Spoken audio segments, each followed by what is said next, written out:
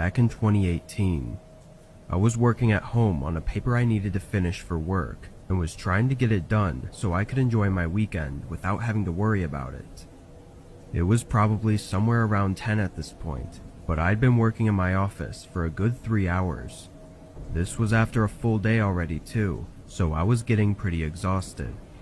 I kept finding myself getting distracted or losing focus, so I paused what I was doing and stood up to stretch my legs and try to wake myself up.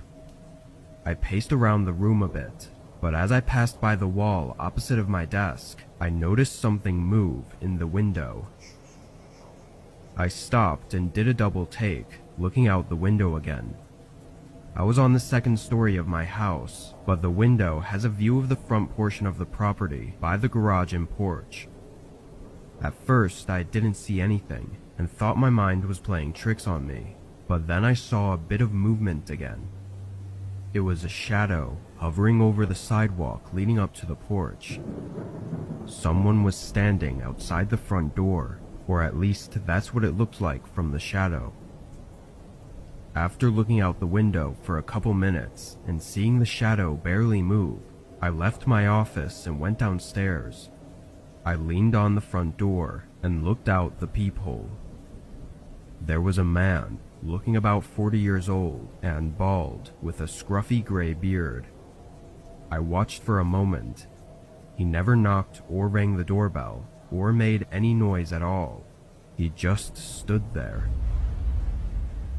What started freaking me out more was that I didn't know how long he'd been there for, since I was working and never noticed him until just a couple minutes ago.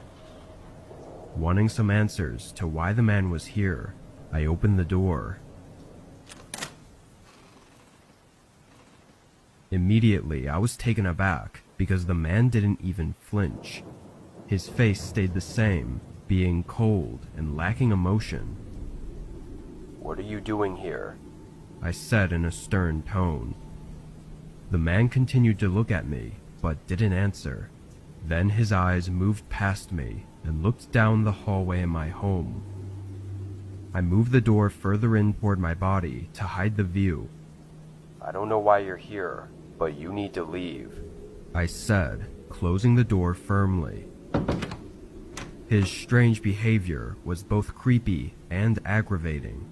Him ignoring me and just standing there made me really frustrated.